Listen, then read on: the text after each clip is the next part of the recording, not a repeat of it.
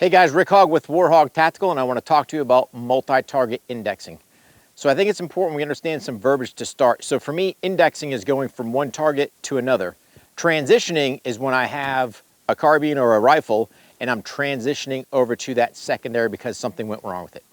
Understand this, the biggest thing I see when guys are indexing from target to target is they miss a critical point, and that is the eyes have to shift beforehand.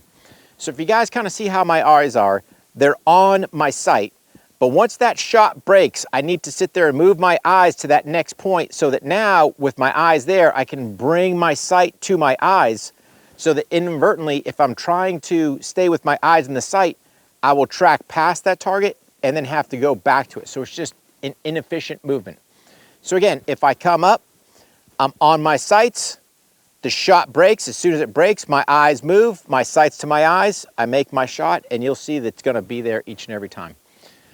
You can practice this, you don't have to be out at the range, right? So you can be sitting there, let's say you've got a break at work or whatever your job is. You can sit there and put your finger up and again, stare at your fingertip, go, yep, that's the point, eyes move, fingertip to there, and you'll see that'll assist in helping improve your multi-target index. The other thing you have to look at is when we are dealing with targets, are they all in a row? Are they at different distances? What's going on? So for me, when I sit there and look at my scenario, the way the targets are set up here, on the right side is my closer target, so I want to engage him first. My eyes will move to the left to that further target. I want to engage that, but I want to make sure I come back to this first target and then come back to the second to make sure that, hey, if I was in that deadly force encounter, I've engaged those guys and they are no longer a threat. The other thing is you always can't set your targets up working one way or another. So for most right-handed shooters, it's easier to go from left to right. But again, if we're going from right to left to right, we're changing up that pattern. So make sure you guys are incorporating that. You can do that with your dry fire, and then ultimately when we go out to the range to do your live fire training. So again, I draw my pistol from the holster, gives me a chance to make sure my sights are good, which they are. Lock my slide to the rear, secure my mag, it's going in. Slide forward, recheck my sights, I'm good. Warhog check, we're all set. Once I'm done there, I'm going ahead and take that magazine from position number 2 into position number 1. Same thing with my rifle. I come up, my sights are good. I lock my bolt to the rear, secure that magazine. Again, one more practice during my magazine change. Mag goes in, bolt forward. Go ahead, conduct my Warhog check. I'm good. Forward assist, close the dust cover, and I'm good to go.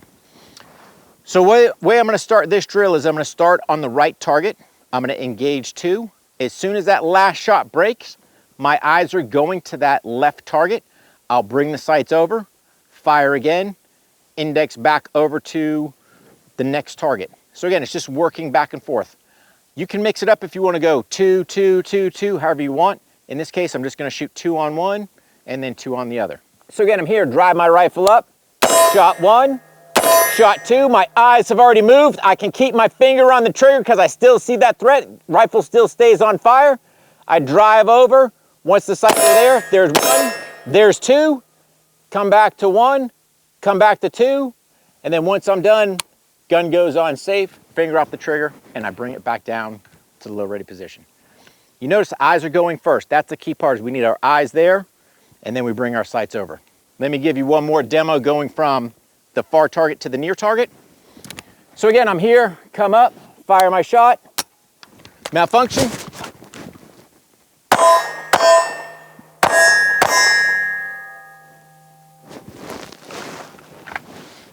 So again, you saw there, I tried to place the rifle on safe, it wouldn't go. That's fine, I finished the drill, so we'll go ahead and get the rifle set back up. Conduct my Warhog check, I'm good. So again, one more time. Come up.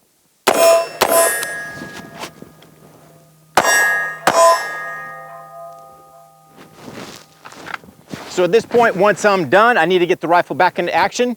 I'm just gonna drop the magazine, secure my second one, it's going in, bolt release, back on target, conduct my Warhog check, and I'm good to go.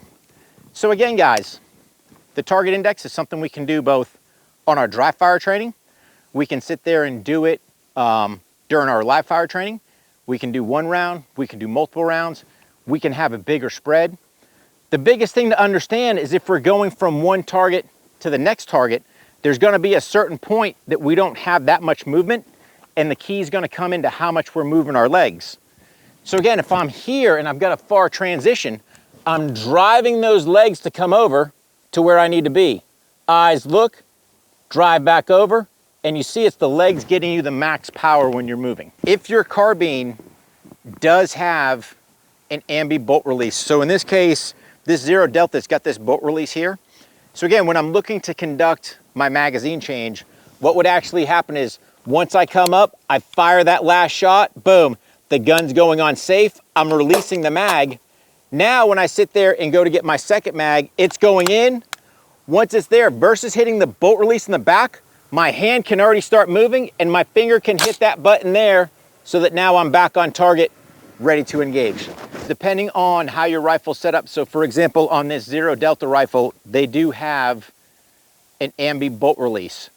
So again, the way you could incorporate it into your training, you just wanna make sure that you're practicing. However, understand not all rifles have this feature, so you still wanna practice the other way, because I wouldn't wanna always use this one and then happen to grab another rifle and I've trained a technique that I'm not 100% sure of what I'm doing.